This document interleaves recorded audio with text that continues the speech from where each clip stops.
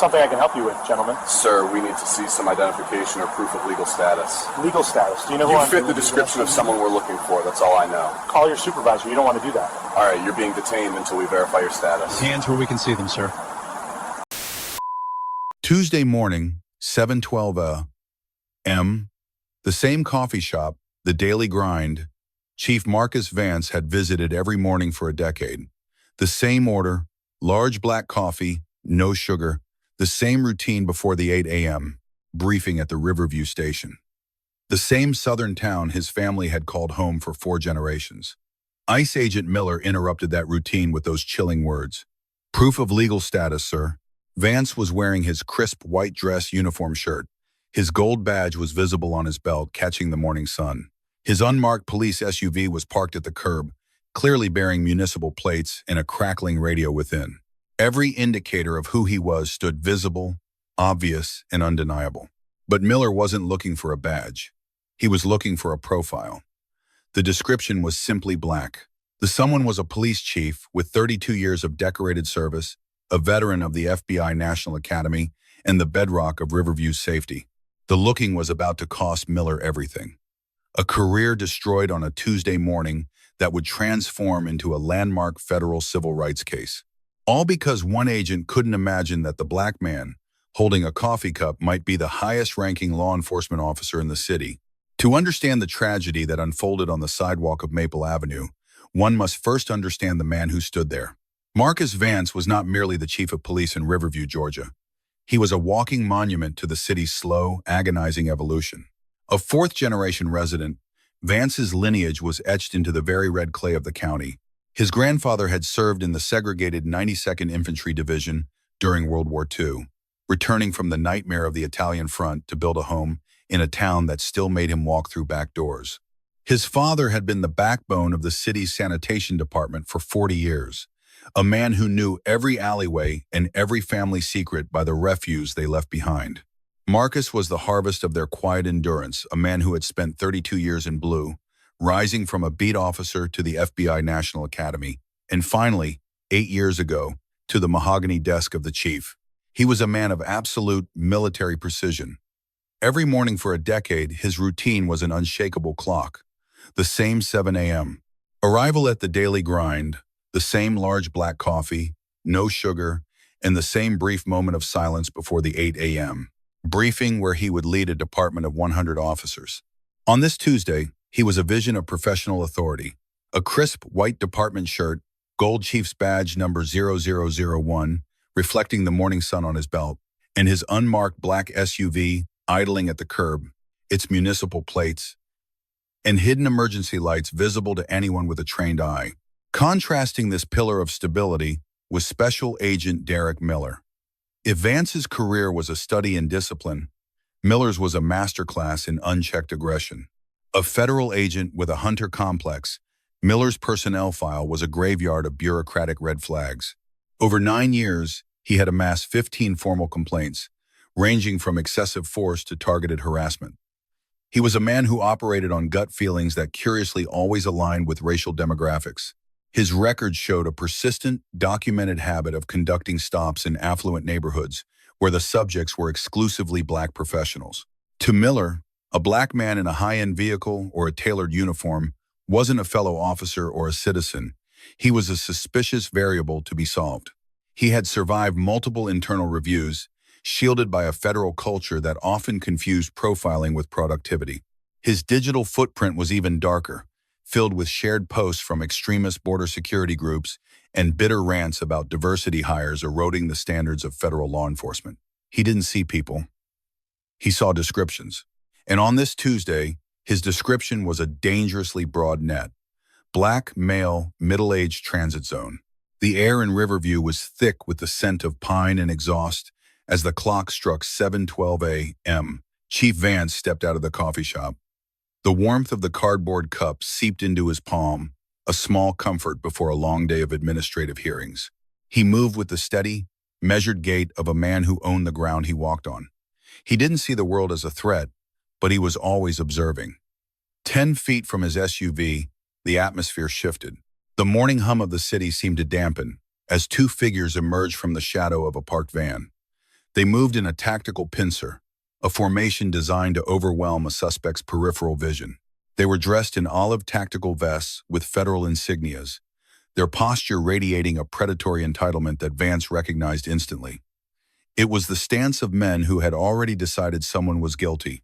As Vance reached the center of the sidewalk, the two agents stepped directly into his path, their chests squaring off against his, effectively cutting off any route to his vehicle. The confrontation was no longer a possibility, it was an obstruction.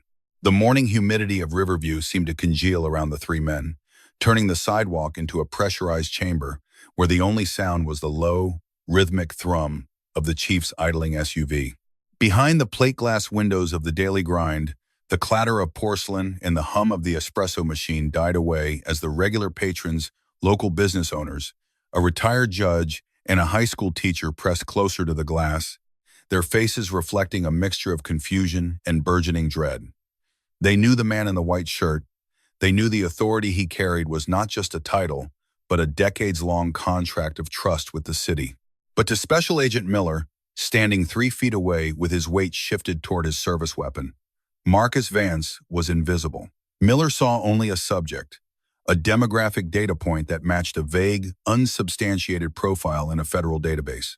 The air grew heavy with the specific, jagged tension of a law enforcement encounter gone wrong, the kind of friction that precedes a spark. Vance didn't flinch. He held his coffee cup with a steady hand, his thumb resting against the cardboard sleeve, his eyes scanning the agents with the clinical detachment of a man who had trained hundreds of officers in the very tactics Miller was currently misapplying. Marcus Vance, steady, controlled. Vance's voice was a low rumble, devoid of the jagged edges of fear or the heat of immediate anger. It was the voice of the street's ultimate authority, a tone designed to de-escalate through sheer presence. But to Miller, whose ego was inextricably tied to his federal credentials, the chief's composure felt like a challenge. Miller stepped closer, invading Vance's personal space, a deliberate move intended to trigger a defensive flinch that would justify a physical intervention. He ignored the gold shield glinting on Vance's hip.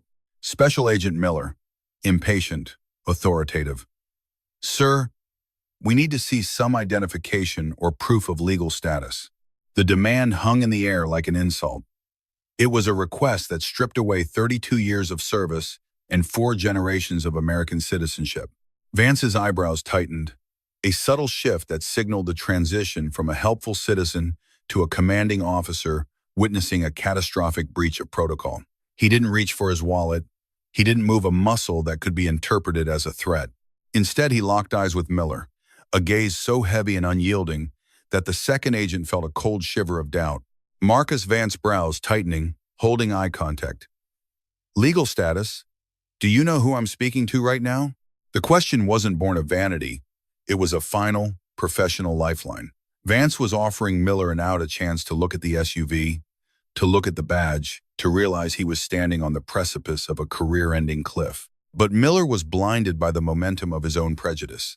He mistook Vance's calm for a bluff, an attitude problem he had encountered 100 times before. He took another step, his boots crunching on a stray bit of gravel, his face inches from Vance's. Special Agent Miller, dismissive, stepping closer. "You fit the description of someone we're looking for. That's all I know." The description was a ghost, a pretextual lie used to bypass the Fourth Amendment.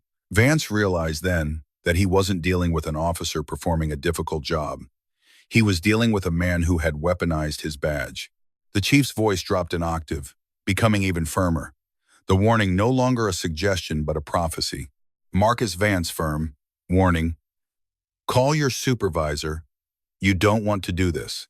It was the ultimate stop work order in law enforcement. For a split second, the younger agent looked like he might actually reach for his radio. But Miller, consumed by the need to dominate, saw only a suspect trying to dictate terms. He felt the eyes of the crowd on him, and in his warped logic, backing down now would be a defeat. He reached for the handcuffs at his rear, the leather pouch creaking. "Special Agent Miller." Cold, final. "All right. You're being detained until we verify your status." As Miller's hand moved toward Vance's arm, the silence in Riverview shattered. The patrons inside the shop gasped. Someone's phone clattered against the window glass, and the routine of a decade evaporated into a federal incident. Miller thought he was asserting control. He didn't realize he was cuffed to a destiny that would cost him his badge, his freedom, and $5.2 million of the taxpayers' money. The moment Miller's hand closed around Marcus Vance's forearm, the world seemed to slow into a series of jagged, disconnected frames. The chief's body remained anchored, a solid mass of experience and composure. But Miller was operating on the frantic adrenaline of a man who needed to break a subject's spirit to feel his own power. With a sharp, aggressive jerk, Miller swept his arm inward, his elbow striking the large cardboard cup Vance was holding. The lid popped off like a gunshot in the morning air, and the scalding black liquid erupted, splashing across the gray concrete and over the polished toes of Vance's tactical boots. The empty cup skittered across the sidewalk, bouncing with a hollow, dry sound, a rhythmic clack, clack, clack that felt like a countdown before coming to rest in the gutter. It was more than a spilled drink. It was the desecration of a 10-year ritual, a physical manifestation of Miller's contempt for the man standing before him. Vance didn't flinch as the hot coffee soaked into his socks, but his eyes darkened, the amber in them turning to cold flint. He watched as Miller, emboldened by the physical contact, spun him toward the brick wall of the daily grind with a force that was entirely unnecessary for a non-resistant subject.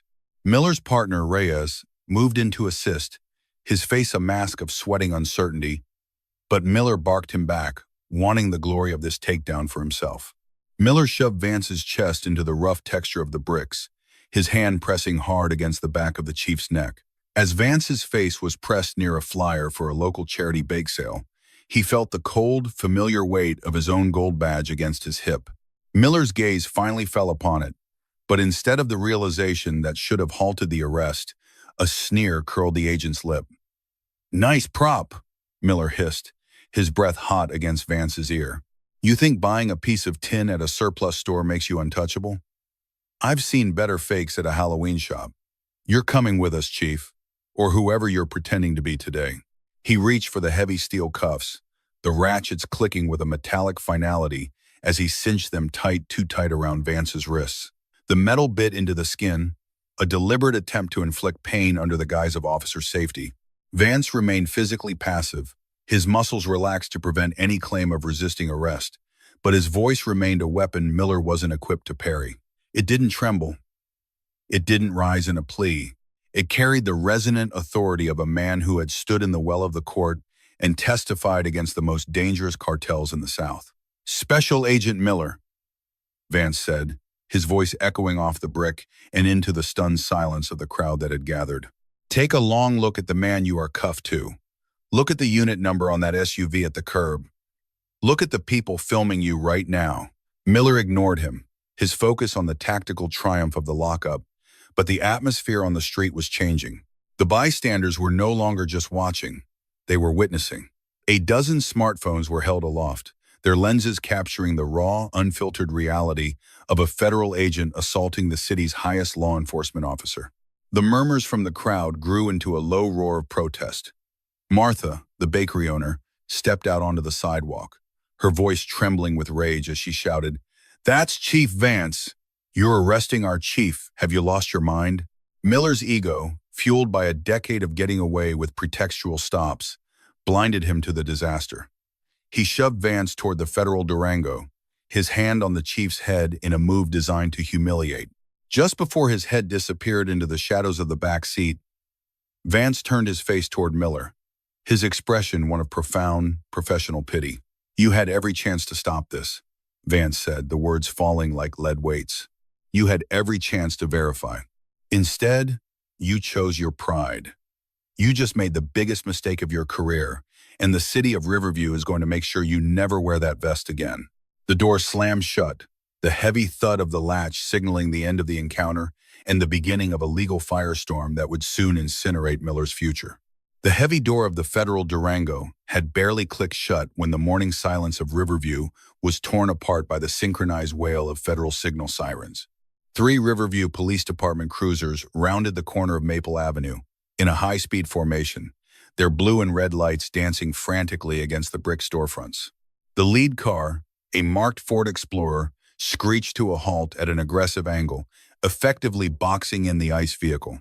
Deputy Chief Sarah Jenkins was out of the driver's seat before the suspension had stopped bouncing, her hand resting instinctively on the grip of her duty weapon. Behind her, 4 patrol officers spilled out of their vehicles, establishing a tactical perimeter that signaled this was no longer a civilian encounter, but a jurisdictional standoff. Sarah's eyes locked onto the scene. The spilled coffee, the crowd of frantic witnesses, and most importantly, the sight of Marcus Vance, her mentor, the man who had pinned her stars on her shoulders, sitting in the back of a federal vehicle like a common felon. The air turned electric. Miller, still flushed with the adrenaline of his arrest, stepped forward with his hand raised in a dismissive gesture of federal superiority. But he didn't realize that in Riverview, Sarah Jenkins was the law. "Step away from that vehicle." Sarah's voice didn't just carry, it commanded, hitting the agents with the force of a physical blow. Miller, arrogant to the last, began to reach for his credentials. "Ma'am, this is a federal matter. You need to back."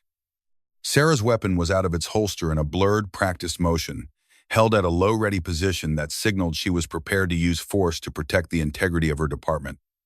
"I said step away. Hands where I can see them."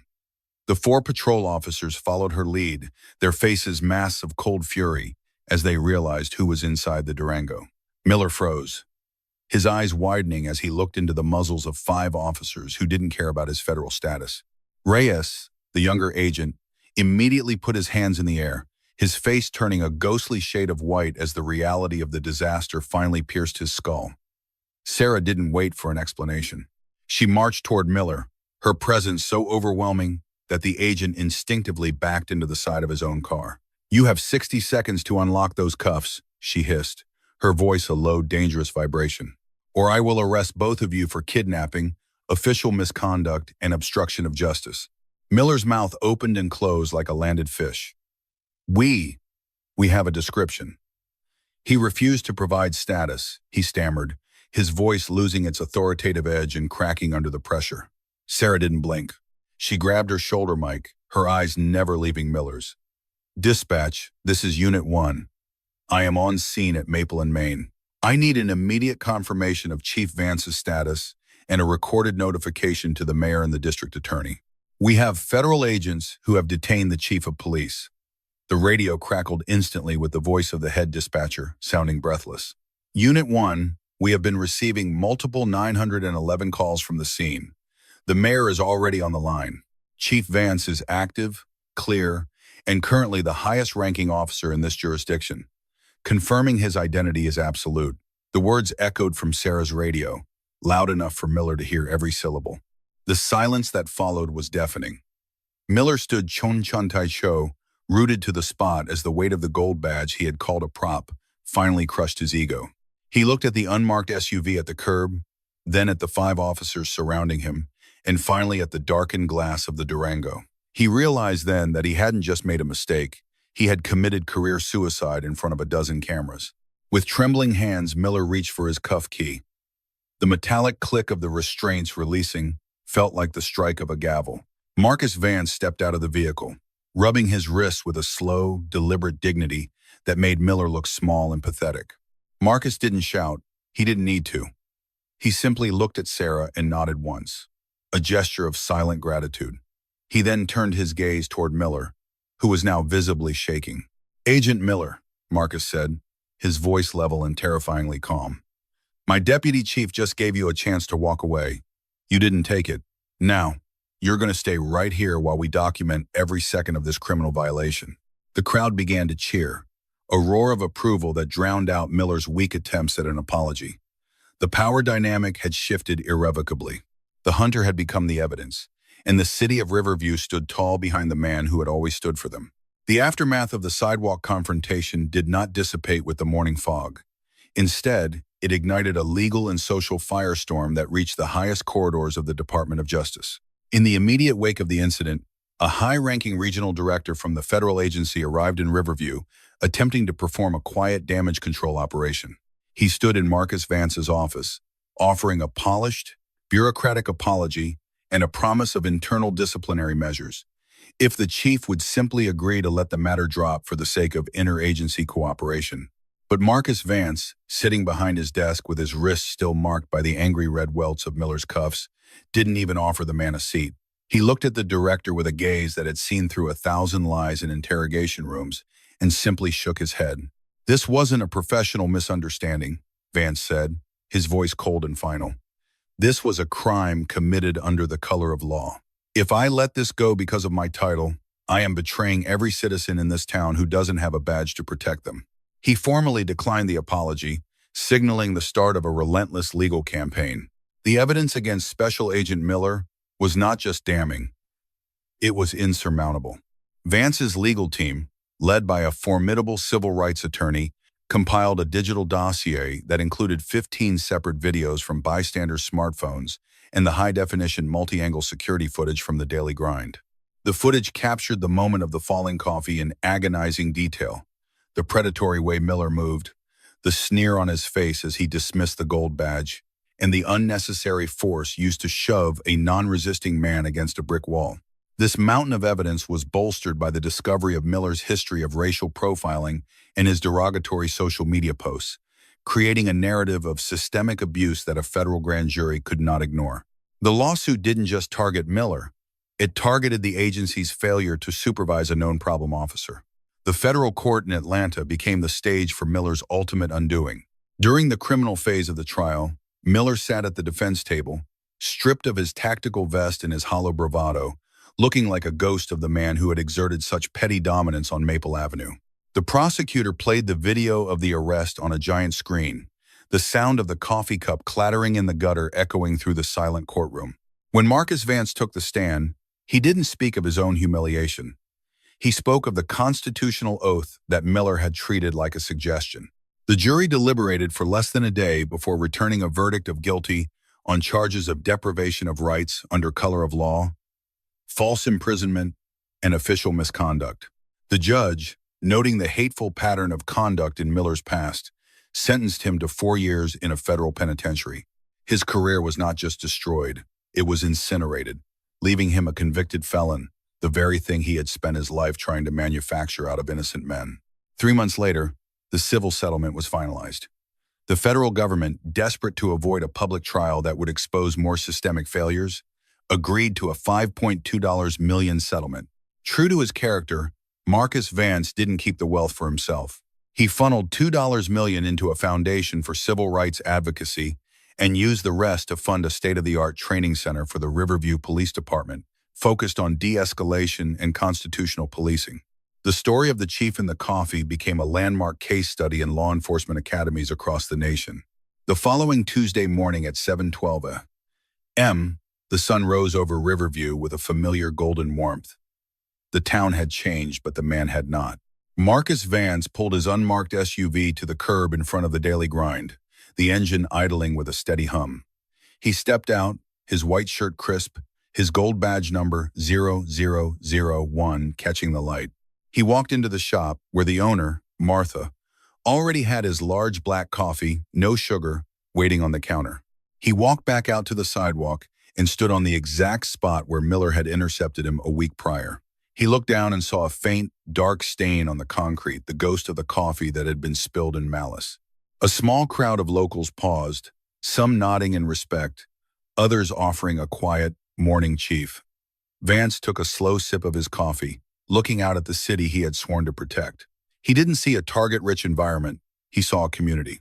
He spoke briefly to a young man passing by, his voice carrying across the quiet street. "Remember this," he said, gesturing to the badge and then to the sidewalk. "Justice doesn't care about the color of your skin or the clothes you wear. It only cares about the truth. And in Riverview, the truth always wins."